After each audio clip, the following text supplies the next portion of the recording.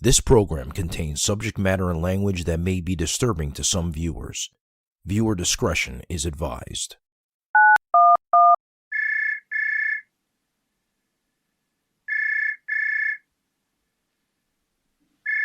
911. What's your emergency? I just walked into my apartment and my friend is, she's unconscious. She's unconscious. I just walked in the apartment and it looks like there's blood everywhere. All right. Listen to me. Can you tell me your name and location? My name is Karena Rosario. I live in an apartment complex on Old Chapel Hill Road in Durham with my friend Faith Hedgepeth. I can't believe this is happening right now. Please send someone. She's not breathing. Karena, take a deep breath, sweetie. I'm here to help you. I need you to stay as calm as possible. Can you tell me what you found?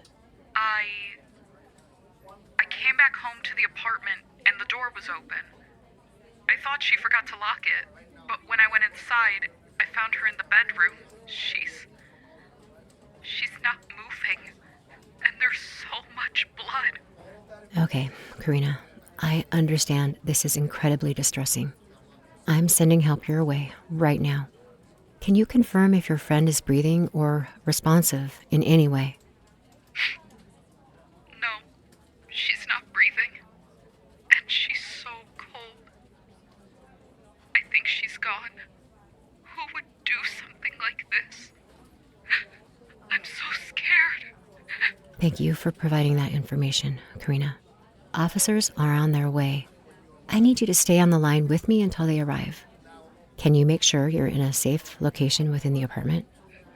Yes, but I'm so scared.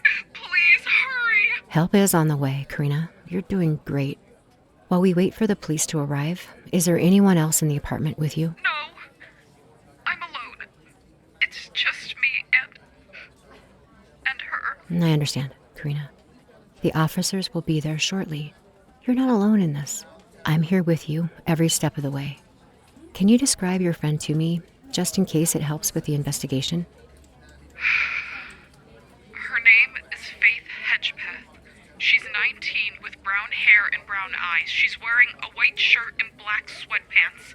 Please hurry. Karena, I can hear the sirens now. Help is almost there. Stay on the line with me until the officers arrive. Okay? I think the police are here. I'm going to open the door now. Thank you.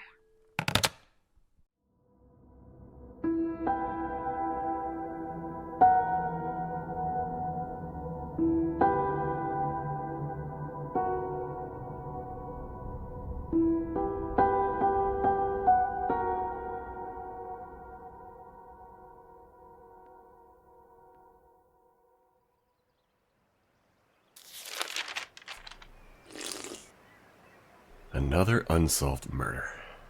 Faith Hedgepeth's case remains a mystery. Jeremiah? What the? Who goes there? Jeremiah, it's me, Faith. I need your help. Faith? But you're... Yes, I'm a ghost. I've been watching and waiting for someone who can see me. This can't be happening. Jeremiah, I was murdered. Brutally. My case remains unsolved, and my spirit can't rest until justice is served. Okay. I can see you. I have this gift. But why me? Why now? You're the only one who can help me, Jeremiah. I've tried reaching out to others and my family, but you're the first who can hear me and see me. Please, I need you to solve my murder. All right, Faith. I'll do everything in my power to help you find the truth. But first, I need to know what happened. Can you remember anything about the night of the murder? There was a struggle, a voice I didn't recognize. I saw his face, but it's also hazy now. A struggle and an unknown voice. Well, it's a start. I'll need to dig deeper into your case. Thank you, Jeremiah.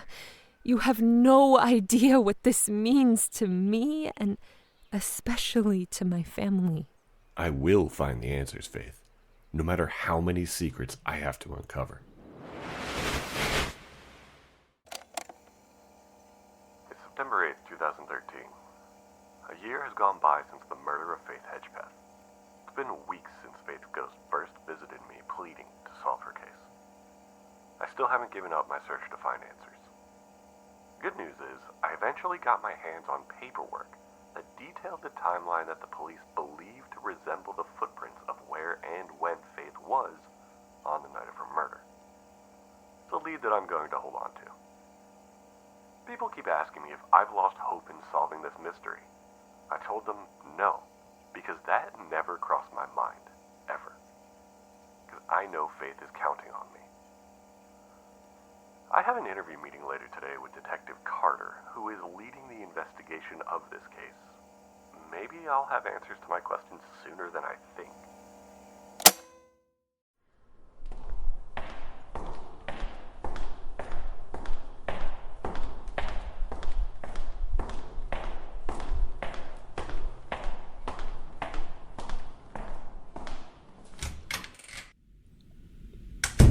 All right, Mr. Jeremiah, what can I help you with regarding the Faith Hedgepeth case? Detective Carter, I appreciate your willingness to meet with me.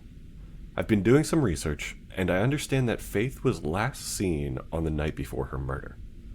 Can you tell me if there were any leads or clues regarding her whereabouts during that time? We've been through this extensively, but I'll share what we know. Faith was last seen on 7th September 2012. She was spotted in public out at a nightclub called Thrill Nightclub around midnight with her roommate, Karena Rosario. And after that? Well, that's where it gets murky. The last time anyone saw her alive was 2:06 a.m., leaving the nightclub with her roommate Karena. Do you have any surveillance footage or witnesses that can confirm her movements as she was leaving the nightclub? Yes, there is surveillance footage from the nightclub. She was seen leaving with Karena, and a man soon approached them as they were leaving. His name was Eric Decoy Jones. He was Karena's ex-boyfriend. Eric Decoy Jones? The same ex-boyfriend who Karena filed a restraining order against for domestic assault. Yes, this is correct. But we questioned and tested Mr. Jones with the DNA found at the crime scene, and the results came back negative. He's not a prime suspect anymore. Even though he cooperated and the results came back negative, how are you certain he still had nothing to do with the murder? Forensics analysis and data lead us to believe that he is not a suspect, but we are still questioning others. For now, I'm afraid that is all I can disclose to you, Mr. Jeremiah. Good day, sir. I understand. Thank you, Detective Carter. I do appreciate your time and work. Good day to you.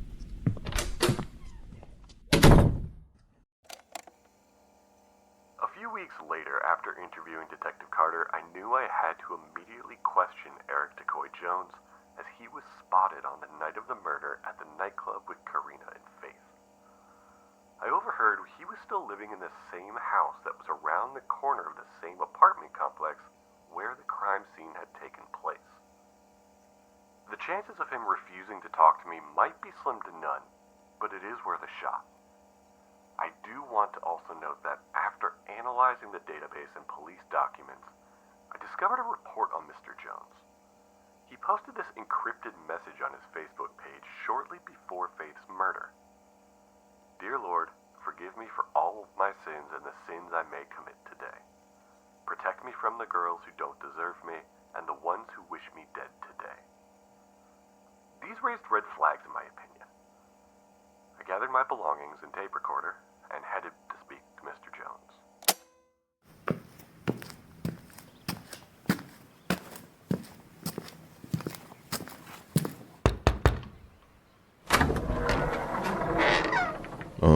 Can I help you, sir? Mr. Jones, I'm Jeremiah. I'm a journalist working on the Faith Hedgepeth murder case. I'd like to ask you a few questions. Faith Hedgepeth? What do you want to know about Faith? I'm investigating the case, and I heard you might have some information about her since you two were mutual friends. What kind of information are you talking about? Well, I've been trying to piece together the events leading up to her murder. Can you tell me where you were on the night of September 6th, 2012? What's this got to do with me? I don't know anything about that night. I already told the police this. I understand, but any information you might have could be crucial in finding justice for Faith. Justice? Are you accusing me of something? I don't need to put up with this all over again. Mr. Jones, I'm not accusing anyone, but I need to explore all angles in my investigation. Oh, I'm done with this. Leave and get off my property immediately before I call the police on you. Mr. Jones, please reconsider. Well, that didn't go as planned.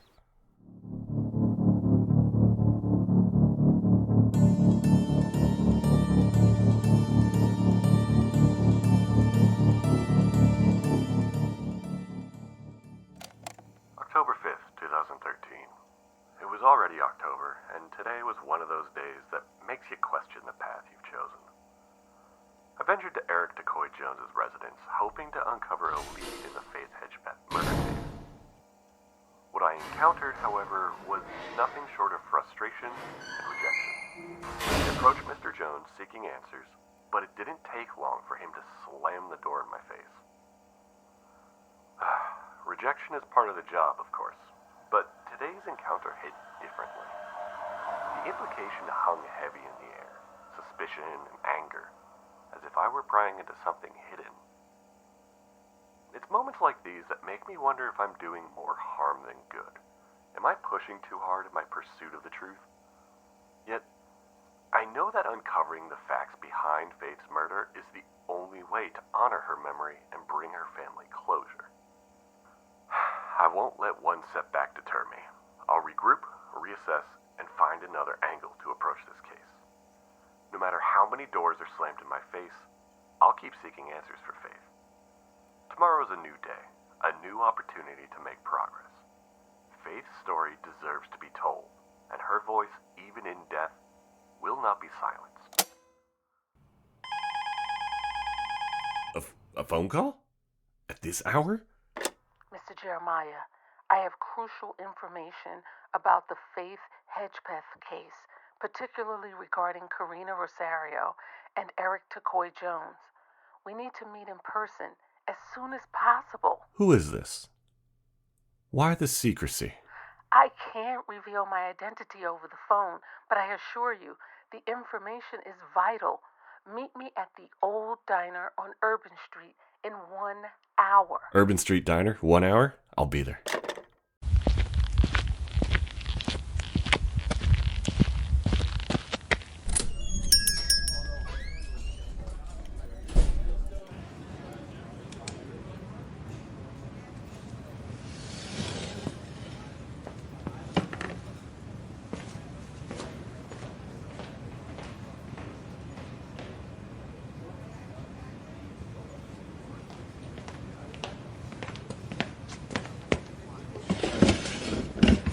Hello, Miss... My name is Jeremiah. Are you the one who called me earlier tonight about some urgent information about Faith's case? Shh. Yes, that was me. Please sit. Thank you for meeting with me, Miss... My name is Susan, and of course, Jeremiah. If it helps uncover the truth about Faith's murder, I'm more than willing to share what I know. You mentioned something about Karena Rosario meeting with Eric DeCoy Jones the day after Faith's murder. Can you tell me more about that? Yes, I live in the same apartment complex as Karena and Faith. The morning after Faith was found dead, I saw Karena in the courtyard sitting on a bench. She looked surprisingly calm. Calm? Given the circumstances, that seems odd. Exactly. I couldn't understand it. I approached her and asked if she was okay.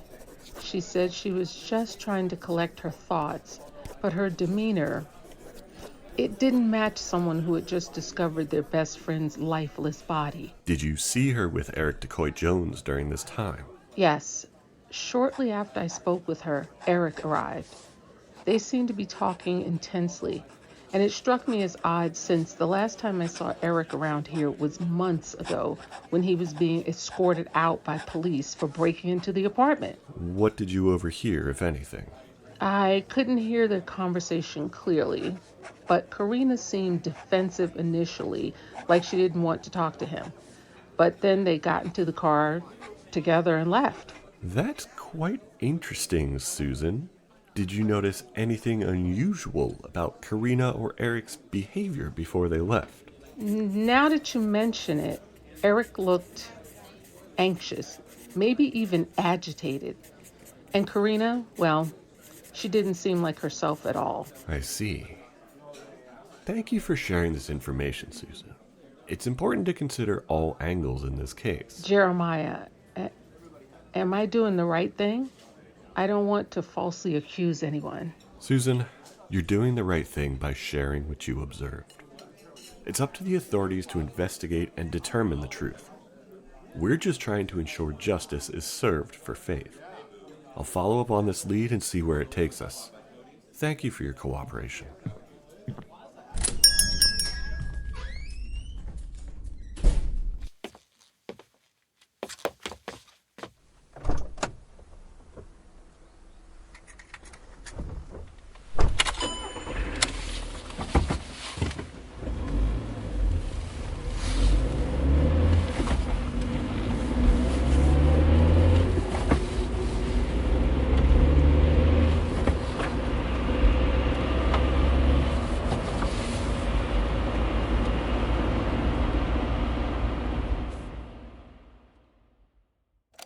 October 25th, 2013.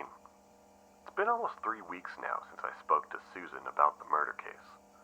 It has brought forth a web of intrigue, a mesh of connections that lead me to believe that both Karena Rosario and Eric Decoy Jones may be more deeply involved in Faith Hedgepeth's murder than initially thought. Susan's account of Karena's odd behavior and her meeting with Eric the morning after the murder raises significant questions. There's an unsettling calmness in the aftermath of tragedy, and it points to a possible connection between the two. I can't ignore the signs any longer. It's time to confront Karena directly. I need to gauge her reaction and see if there's more to this story than what's on the surface. The coffee shop on Elm Street seems like a neutral ground, a place to talk, to unravel the truth. If she's innocent, she'll have nothing to fear. But if she's involved, this meeting might be the turning point in this investigation. I need to tread carefully, ask the right questions, and get her to reveal more than she intends. It's a risky move, but it's the only way to shake loose the truth that she's been hiding in the shadows. If she's involved, perhaps guilt will lead her to slip up. If she's innocent, I owe it to her to give her a chance to explain. Faith deserves justice, and I won't rest until her story is told and the ones responsible are held accountable.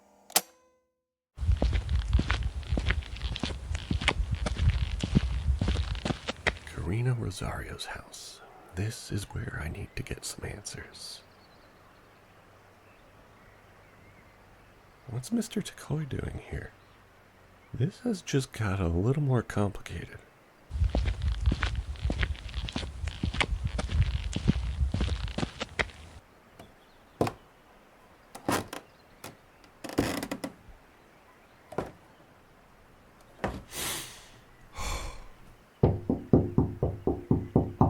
You need to keep your mouth shut, Karena. We can't afford anyone finding out. I didn't sign up for this, Eric. I can't keep lying to everyone. She was my best friend. You're in this as much as I am. If you don't comply, we both go down.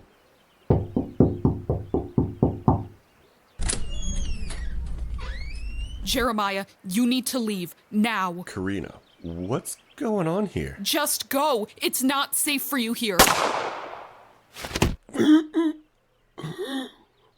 What?